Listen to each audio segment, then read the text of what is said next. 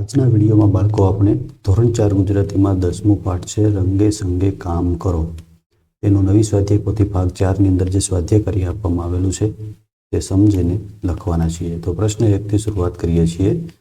પ્રશ્ન 1 છે નીચેનો ફકરો વાંચી પ્રશ્નોના જવાબ તમારા શબ્દોમાં લખો।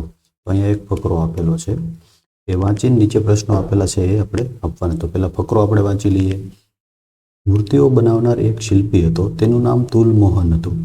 લોકો તેને મોહન કહીને બોલાવતા હતા। મોહન અદ્ભુત અને આબેહૂબ મૂર્તિઓ બનાવતો હતો। તે મૂર્તિઓ જોઈને ભલભલા દંગ રહી જતા। એક વખત તેણે પોતાના એક મિત્રની મૂર્તિ બનાવી। મિત્રની મૂર્તિ જોઈને શિલ્પીના મામાએ મીઠાઈ આપવા માટે મિત્રને બજારમાં લઈ જવા કેટલોય આગ્રહ કર્યો, પણ કઈ મૂર્તિ ચાલે ખરી? આખરે મામાને જાણ થઈ કે આ તો પથ્થરની પ્રાણ વગરની મૂર્તિ છે। મોહનને એક વખત ઘરના બારણા પાસે ચોકીદારની મૂર્તિ બનાવી દીધી। એ મૂર્તિને જોઈને મોહનને ત્યાં ચોરી કરવા આવેલા ચોર ભાગી ગયા હતા। તો આવી સરસ મજાની મૂર્તિઓ તુલ મોહન છે એ બનાવતો હતો એવો ફકરો છે। એના આધારે અહીંયા પ્રશ્નો છે એના જવાબ આપણે લખવાના છે। એમાં પહેલો પ્રશ્ન છે, મામાએ મિત્રની મૂર્તિને બજારમાં લઈ જવા શા માટે આગ્રહ કર્યો? તો એનો જવાબ છે, મોહને મિત્રની મૂર્તિ એટલી આબેહૂબ બનાવી હતી કે મામાને તે મૂર્તિની મિત્ર જ લાગી, તેથી તેમણે મૂર્તિને બજારમાં લઈ જવા માટે આગ્રહ કર્યો। મામા ઓળખી ન શક્યા એ મૂર્તિ છે કે તેનો મિત્ર છે, એટલી બધી એને સરસ મૂર્તિ બનાવી હતી એટલે મામા છે એણે મૂર્તિને જ આગ્રહ કર્યો, મિત્ર સમજીને આગ્રહ કરવા માંડ્યા હતા। બીજો પ્રશ્ન છે, મૂર્તિ જોઈ ચોર ભાગી ગયા। શું કામ ચોર ભાગી ગયા મૂર્તિ જોઈને? તો મોહને ચોકીદારની આબેહૂબ મૂર્તિ બનાવી હતી, તેથી ચોર છે એમને એમ થયું કે તે ચોકીદાર છે, એટલે ચોકીદાર સમજીને ચોર છે એ ભાગી ગયા, પણ ખરેખર તો તે મૂર્તિ હતી। ત્રીજું છે, મૂર્તિ શેની બની શકે? તો મૂર્તિ છે જો શેની બની શકે?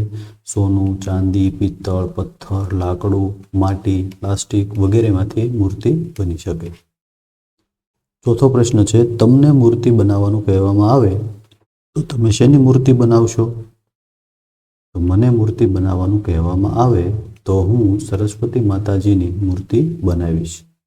પાંચમું છે, મોહન કેવી મૂર્તિઓ બનાવતો હતો? તો એ મોહન અદ્ભુત અને આબેહૂબ મૂર્તિઓ બનાવતો હતો। પ્રશ્ન 2 છે, આપેલા શબ્દોને મોટેથી વાંચો, મોટેથી, ધીરેથી, ગીત ગાતા ગાતા, આવી રીતે અલગ અલગ રીતથી તમારે આ બધા શબ્દો છે વાંચવાના છે અને તમને જેવા અક્ષર ગમે એવા અક્ષરથી તમારે અહીંયા લખવાના છે। કોઈક નાના અક્ષર કરવાના, કોઈક મોટા અક્ષર કરવાના, તમને જેવા ગમે એવા અક્ષરથી લખવાના છે। તો કયા અક્ષર છે? લાલ ચટ્ટાક, ફૂલ ફટાક, ચોટી સટાક, સીધું સટાક, મિચકારી, પિચકારી, અદાકારી, આવા બધા શબ્દો આપેલા છે। જે આગળ થોડાક છે, આગળના પાના ઉપર તકરારી, લસરકા, ઘસરકા, સબળકા, ધમણકા, બરાબર? તો આવા અક્ષરો તમારી જાતે વાંચવાના છે અલગ અલગ રીતથી અને અહીંયા બાજુમાં તમારે લખવાના છે। પ્રશ્ન 3 છે, ફકરો વાંચી પ્રશ્નોના જવાબ લખો। અહીંયા બીજો એક ફકરો છે અને એ વાંચી અને પ્રશ્નોના જવાબ લખવાના। તો પહેલાં આપણે ફકરો છે એ વાંચી લઈએ એટલે આપણને સમજાઈ જાય। તો ખેતરમાં ઘઉંનો પાક તૈયાર હતો। રામજીભાઈ દીકરા સાથે ખેતરમાં ફરતા હતા। પાક તૈયાર થયો છે, કાલે માણસો બોલાવીને ઘઉંની કાપણી કરીશું। આ વાત ઘઉંના ખેતરમાં રહેલી લાવરી અને તેના બચ્ચા સાંભળી। બચ્ચા ચિંતામાં પડી લાવરીને કહ્યું। બચ્ચાએ ચિંતામાં પડી અને લાવરીને શું કીધું કે માં, આપણે ઘર બદલવું પડશે। લાવરી કહે છે કે ચિંતા નહીં, હજી વાર છે। 2-3 દિવસ પછી ફરીથી ખેડૂત ખેતરમાં આવ્યો। દીકરા સાથે ખેતરમાં ફરતા ફરતા વાત કરવા લાગ્યો, મજૂર આવતા નથી, કાલે આપણે જાતે જ કાપણી શરૂ કરીશું। આ સાંભળી લાવરી આ ખેતર છોડી અને બચ્ચા સાથે બીજા ખેતરમાં રહેવા ચાલી ગઈ। તો આવો ફકરો છે, એના પ્રશ્નો નીચે આપેલા છે। એમાં પહેલો પ્રશ્ન છે, લાવરીના બચ્ચા કેમ ચિંતામાં પડી ગયા? તો રામજીભાઈએ તેના દીકરા સાથે ઘઉંના પાકની કાપણી કરવાની વાત કરી, તેથી બચ્ચા ચિંતામાં પડી ગયા। બીજું છે, લાવરીએ બચ્ચાને ચિંતા ન કરો એમ શું કામ કીધું? કે રામજીભાઈએ બીજા પાસે કામ કરાવવાની વાત કરી હતી અને બીજાની આશા પર સમયસર કામ ન થાય એવું લાવરી છે જાણતી હતી। ત્રીજું છે, લાવરીએ ઘઉંનું ખેતર ક્યારે છોડ્યું? શું કામ? તો કે જ્યારે રામજીએ જાતે જ કાપણી કરવાની વાત કરી ત્યારે ખેતર છોડ્યું, કેમ કે આ વખતે તેમણે બીજાની આશા રાખી નહોતી। ચોથું છે, તમને ખેડૂત અને લાવરીની વાત ગમી? શું કામ? હા, કેમ કે આ વાતમાંથી અગત્યના કામ માટે બીજા પર આશા ન રાખવાની શીખ મળે છે, એટલે આપણને એ વાત છે ગમી. પાંચમો પ્રશ્ન છે, ફકરામાં એક શબ્દ કાપણી આપવામાં આવ્યો છે, આવા બીજા શબ્દો મેળવીને લખો છો. કાપણી, તો એનો અર્થ અહીંયા લખ્યો છે આપણે લણણી. એવા બીજા બે શબ્દો આપણે ગોતવાના છે. તો દીકરો, એનો અર્થ થાય પુત્ર, ઘર અને રહેઠાણ. બરાબર છે. આવી રીતના એ શબ્દો આપણે શોધીને લખવાના. પ્રશ્ન 4માં પણ ફકરો છે. પ્રશ્ન 4, નીચેનો ફકરો વાંચીને પ્રશ્નોના જવાબ લખો. તો અહીંયા બીજો ફકરો છે, એ આપણે પહેલાં વાંચી લઈએ. દરેક મનુષ્ય કોઈને કોઈ કામ કરે છે. માણસ જ નહીં, બીજા જીવો પણ આખો દિવસ કંઈ ને કંઈ ઉદ્યમ કરતા જ હોય છે. તમે કદી કીડીને નવરી બેસેલી જોઈ છે? એના જેવો મહેનતુ જીવ બીજો એકેય નહીં હોય. આપણા ખિસકોલીબાઈ એ પણ જમીન પરથી ઝાડ પર અને ઝાડ પરથી જમીન પર દોડ્યા જ કરતા હોય છે. અને હા, દેડકાભાઈ તો આખો દિવસ કૂદકા જ માર્યા કરે છે. પણ હા, પંખીઓને થોડા ભૂલી જવાય. નાનકડા પંખીથી લઈને મોટા પંખી સુધી બધા જ કાં તો ઉડ્યા કરે છે ને કાં તો ગાયા કરે છે. અમારા રફીક સરે અમને એક કહેવત સંભળાવી, આળસ જીવતા માણસની ખબર છે. એક સરસ ગીત ગવડાવ્યું, રંગે સંગે કામ કરો, સૌ રંગે સંગે કામ. આવું એક એમણે ગીત પણ ગવડાવ્યું. તો આવો સરસ મજાનો ફકરો છે અને નીચે એના પ્રશ્નો આપેલા છે. તો એમાં પહેલો પ્રશ્ન છે, આ ફકરામાં કયા કયા જીવોનો ઉલ્લેખ થયો છે? એનો જવાબ આપણે લખ્યો છે. આ ફકરામાં માણસ, સતત કામ કરતી કીડી, ઝાડ પર અને જમીન પર દોડ્યા કરતી ખિસકોલી અને સતત ઉડ્યા કરતા અને ગાયા કરતા પંખીઓનો ઉલ્લેખ થયો છે.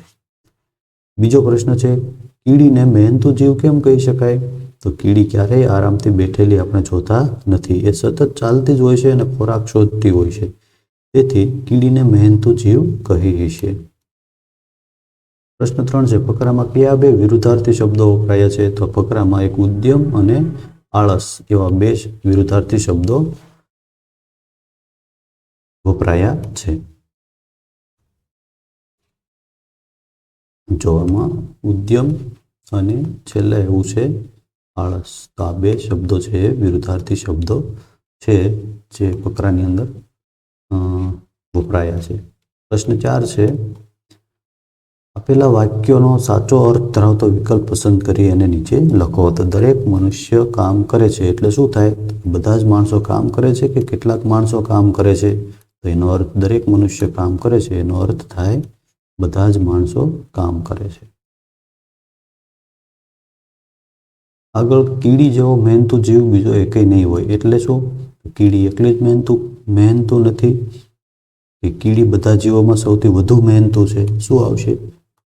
કીડી બધા જીવોમાં સૌથી વધુ મહેનતુ છે. પ્રશ્ન 5 છે, આ ફકરાનું શીર્ષક તમે શું આપશો? ફકરાનું તમારે નામ આપવું હોય, શીર્ષક આપવું હોય તો તમે શું આપશો? તો આપણે એક નમૂનાનું અહીં શીર્ષક લખ્યું છે કે આ ફકરાનું શીર્ષક મહેનત એ જ જીવન એવું આપી શકાય. પ્રશ્ન 5 છે, નીચેના મુદ્દાને આધાર લઈ અને 5-6 વાક્ય લખો. અહીંયા જો તમે કયા કયા કામ વિશે જાણો છો, તમે કરેલું કામ અને તેમાં તમને શું ગમ્યું અને શું ન ગમ્યું એના વિશે તમારે અહીંયા 4-5 વાક્ય લખવાના છે. તો આપણે અહીંયા લખ્યા છે કે અમે ખેતી કામ, ભણવાનું કામ, ભણાવવાનું કામ, સફાઈ કામ, કડિયા કામ, ફર્નિચર બનાવવાનું કામ, ઈંટો બનાવવાનું કામ, કપડાં સીવવાનું કામ વગેરે કામો વિશે જાણીએ છીએ. મેં પપ્પા સાથે ખેતી કામ કરેલું છે. આ કામમાં ખુલ્લી અને તાજી શુદ્ધ હવા મળે છે, એ મને ગમ્યું. એમાં શું ન ગમ્યું? તો કે આ કામમાં મને થાક લાગે છે અને બપોરના સમયે તડકો લાગે છે, એ મને ન ગમ્યું. આવી રીતે તમારે પણ 4-5 વાક્યો તમને જે કામ ગમતું એના વિશે લખવાના છે. પ્રશ્ન 6 છે, નીચેનો ફકરો વાંચો અને તેમાં ખોટા શબ્દો ચેકી નાખો અને સાચો ફકરો લખો. તો જો અહીંયા એક ઊંચો પહાડ હતો. તો પહાડ છે તો એમાં ઊંચો શબ્દ રહેવા દેવાનો છે. આગળ છે, નાનકડી ટોચ પર, પહાડની ટોચ પર નાનકડું કે નાનકડો મંદિર. તો મંદિર કેવું હોય? તો નાનકડું મંદિર હોય. તો એમાં નાનકડું રહેવા દેવાનું, બાકીના બે શબ્દો ચેકી નાખવાના. મંદિરનો પૂજારી ઠીંગણું કે ઠીંગણો. મંદિરનો પૂજારી કેવો હોય? તો કે ઠીંગણો હોય. ઠીંગણી ન હોય, ઠીંગણું પણ ન હોય. તો એ બે ચેકી નાખવાના છે, ના રહેવા દેવાનું છે. પણ તેને એક રૂપાળી, રૂપાળું કે રૂપાળો દીકરી, દીકરી કેવી હોય? રૂપાળી હોય. રૂપાળું કે રૂપાળો ન હોય. તેની, તેનું, તેનો નામ સૌંદર્ય. નામ છે તો તેનું નામ હોય, તેનું નામ. તેની અને તેનો ચેકી નાખવાનું. સૌંદર્ય, સૌંદર્ય ખૂબ જ હોશિયાર હતી, હતું કે હતો, તો હતી રહેવા દેવાનું છે, બાકીના બે ચીકી નાખવાના. હવે એ જ ફકરો અહીંયા ફરીવાર લખવાનો છે, સાચો ફકરો. એક ઊંચો પહાડ હતો. પહાડની ટોચ પર નાનકડું મંદિર. મંદિરનો પૂજારી ઠીંગણો હતો, પણ તેને એક રૂપાળી દીકરી. તેનું નામ સૌંદર્ય. સૌંદર્ય ખૂબ જ હોશિયાર હતી. તો આવી રીતે એ ફકરો છે એ ફરીવાર સુધારીને આપણે લખવાનો છે. પ્રશ્ન 7 છે, વાક્યોમાં આડા અવળા થઈ ગયેલા શબ્દોને યોગ્ય ક્રમમાં ગોઠવીને સાચા વાક્યો બનાવીને લખો. અહીંયા જો શબ્દો છે ને આડા અવળા થઈ ગયા છે. એમાં પેલું છે, ફટાકડા આવે એટલે મજા આવે ફોડવાની દિવાળી. એમાં શું આવશે કે દિવાળી આવે એટલે ફટાકડા ફોડવાની મજા આવે. બીજું છે, બાવો બચ્ચું લગાવી બન્યો ભભૂત. તો એ કઈ રીતે ગોઠવશું? તો કે ભભૂત લગાવી બચ્ચું બન્યો બાવો. ત્રીજું, કામ માસીએ સોંપ્યું દિવાલ ટોમને રંગવાનું. તો માસીએ ટોમને દિવાલ રંગવાનું કામ સોંપ્યું. ચોથું, મને કહે છે ઠંડી ફ્રીજમાં લાગે ટમેટું ખૂબ. તો ટમેટું કહે મને ફ્રીજમાં ખૂબ ઠંડી લાગે છે. પાંચમું છે, નુકસાની તો થાય ન સાવચેતી રાખીએ આફત. તો આફત સમયે સાવચેતી ન રાખીએ તો નુકસાની થાય. તો આવી રીતે એ ગોઠવવાના છે. પ્રશ્ન 8 છે, ઉદાહરણ મુજબ શબ્દમાં જરૂરી ફેરફાર કરો. જો અહીંયા અમુક શબ્દો આપેલા છે. જો અહીંયા બડબડ, તો આ બાજુ જો સડસડાટ લખેલું છે, તો એના આધારે આપણે અહીંયા શબ્દો બનાવવાના છે. તો બડબડ તો શું થશે? તો બડબડ તો બડબડાટ. ગડબડ તો શું થશે? ગડબડાટ. ભડભડ તો ભડભડાટ. હવે સડસડાટ છે તો અહીંયા શું હશે? સડસડ. હવે અહીંયા બણબણાટ છે તો અહીંયા શું હશે? બણબણ. હવે અહીં ખળભળ છે તો શું આવશે? ખળભળાટ. ચળવળ તો ચળવળાટ. અહીંયા જળહળાટ છે તો અહીંયા શું હશે? જળહળ. આવી રીતે શબ્દો બનાવીને લખવાના છે. પ્રશ્ન 9 છે, આપેલ શબ્દોનો ઉપયોગ કરી અર્થપૂર્ણ વાક્ય બનાવો. જો અહીં એક ઉદાહરણ આપેલું છે, સ્કૂલ અને લેસન. તો અહીં વાક્ય બનાવ્યું છે કે મનને સ્કૂલનું લેસન પૂરું કર્યું. તો અહીંયા સ્કૂલ અને લેસન એ બંને શબ્દો છે એ વાક્યમાં આવી ગયા. એવું આપણે વાક્ય અહીંયા ઉદાહરણરૂપ આપેલું છે. હવે એમાં અહીંયા બીજા છે, પેલું છે ચૂનો અને દિવાલ. એ બે શબ્દો આવી જાય એવું આપણે વાક્ય બનાવું. તો જો અહીંયા બનાવ્યું છે, ઘરની દિવાલ પર ચૂનો લગાવવાનું કામ ચાલુ છે. જો દિવાલ અને ચૂનો બંને છે આમાં આવી જાય. બીજું, સફરજન ટોપલી. તો એનું વાક્ય બનાવ્યું છે, ટોપલીમાં એક સફરજન બગડી ગયેલું છે. ત્રીજું છે જુવાર ખેતર. એનું વાક્ય બનાવ્યું છે, ખેતરમાં જુવારનો પાક તૈયાર થઈ ગયો છે. ચોથું છે દાંતરડું અને પછેડી. તો દાંતરડાથી ઘાસ કાપીને મેં પછેડીમાં નાખ્યું. આવી રીતના એ વાક્યો બનાવ્યા છે. પાંચમું છે નદી પાણી. તો નદીમાં ખળખળ પાણી વહી રહ્યું છે. પ્રશ્ન 10 છે, તમે તમારા ચહેરા પરનું દુઃખ છુપાવી રાખ્યું છે. ક્યારે ક્યારે? તો કોઈ પણ બે ઘટના તમારે લખવાની છે, ઘટના 1 અને ઘટના 2. કે તમને ખૂબ જ દુઃખ લાગ્યું હોય પણ ચહેરા પર તમે છુપાવી રાખ્યું હોય, બહાર આવવા દીધું ન હોય, એવી કોઈ ઘટના તમારે 2 લખવાની છે. તો આપણે નમૂના રૂપ અહીંયા લખી છે. તમારે જીવનની અંદર જો કોઈ એવી ઘટના બની હોય તો એના વિશે તમારે લખવાનું છે. જો અહીંયા આપણે નમૂના રૂપ શું લખ્યું છે, મેળામાં એક રમકડું મને ખૂબ ગમી ગયું પણ પપ્પાએ મને ન લઈ દીધું તો મને ખૂબ દુઃખ લાગ્યું પણ મેં છુપાવી રાખ્યું. પણ મેં દુઃખ છે એને છુપાવી રાખ્યું. અહીંયા આપણે પણ મેં છુપાવી રાખ્યું. બીજી ઘટના છે, એકવાર મારા બધા મિત્રો પિકનિકમાં જતા હતા પણ મારા મમ્મીએ મને જવાની ના પાડી ત્યારે મેં દુઃખ છુપાવી રાખ્યું હતું. તો આવી રીતે કોઈ ઘટના તમારા જીવનમાં બની હોય તો તે તમારે અહીંયા લખવાની છે. પ્રશ્ન 11 છે, આ પાઠના શીર્ષકને જુદી જુદી કલાત્મક રીતે લખો. જો રંગે સંગે કામ કરીએ, જો અલગ અલગ અક્ષરોથી લખેલા છે એ બધા જ 4 તો એવી રીતે તમારે આ બોક્સ આપેલું છે એની અંદર અલગ અલગ પ્રકારના અક્ષર કરવાના છે અને અહીંયા લખવાનું છે તમારે તમારી જાતે.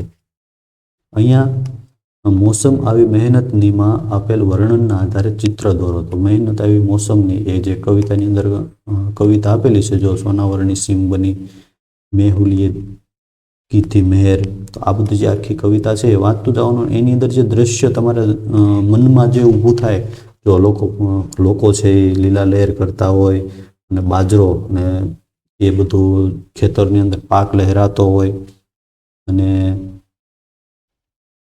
મીઠા વાયરા મોલ હિલોળ લેતો હોય, લોકો છે એ ખેતરની અંદર કામ કરતા હોય અને એવું બધું ચિત્ર છે ને એ આ જે કવિતામાં આવે છે એવું તમારે અહીંયા ચિત્ર દોરવાનું છે.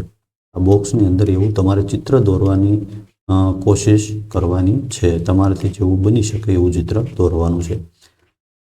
આગળ શબ્દ રમત નામનું એક પ્રવૃત્તિ છે કે આડું અને ઊભું વાંચતા એક જ શબ્દ વંચાય છે. આવા ચોરસ આ રીતે બીજા શબ્દો તમારે લખવાના છે. જો અહીંયા પેલું છે કે બદામ દાડમ મમરા. હવે એને ઊભા વાંચીએ તો પણ એવું થાય છે, બદામ દાડમ મમરા. એવી જ રીતે પ્રકાશ કાબર શરમ, તો પ્રકાશ કાબર શરમ.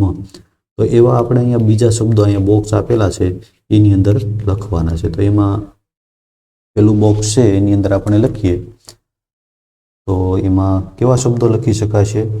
તો અહીંયા આપણે લખીએ છીએ વરસ રતન સનક. જો હવે એને વાંચીએ, વરસ રતન સનક. વરસ રતન સનક. બધી બાજુ એ જ રીતે વાંચી શકાય છે. બીજું બનાવીએ પાવન વલય અને નયન. જો તો એ પણ એ જ રીતે વાંચી શકાય છે, પાવન વલય નયન. ઊભા વાંચીએ પાવન વલય નયન. તો એવી રીતે એ બનાવવાના છે. આગળ બીજું ચોરસ છે એની અંદર આપણે લખીએ વરસ રતન ને સનક. તો એ પણ એવી રીતે વાંચી શકાશે કે વરસ રતન સનક, વરસ રતન સનક. તો એવી રીતે બનાવવાના છે. આગળનો ચોરસ બનાવીએ કાનમ નમ ન અને મનન. બરાબર. જો કાનમ નમન મનન. તો કાનમ નમન મનન. તો એ પણ બધી બાજુથી આપણે વાંચી શકીએ એવો ચોરસ છે. આગળનો ચોરસ આપણે બનાવીએ માનવ નગર અને વરસ. જો માનવ નગર વરસ, માનવ નગર વરસ. આગળ છેલ્લો ચોરસ બનાવીએ, એમાં લખીએ આસન. અહીંયા લખીએ સવારે, અહીંયા લખીએ નરેશ. બરાબર. હવે એ વાંચીએ આસન સવારે નરેશ. હવે ઊભા વાંચીએ આસન સવારે નરેશ. બધી બાજુથી એ પણ એવી રીતે વાંચી શકાય છે. તો આ પાઠની અંદર આપણે આ સ્વાધ્યાયની અંદર આટલું આપણે લખવાનું હતું, એ સમજવાનું હતું. તમે બધાએ શાંતિથી સમજ્યા હશો અને તમારી સ્વાધ્યાય પોથીમાં સારા અક્ષરથી શબ્દો વચ્ચે જગ્યા રાખી અને ખૂબ સરસ રીતે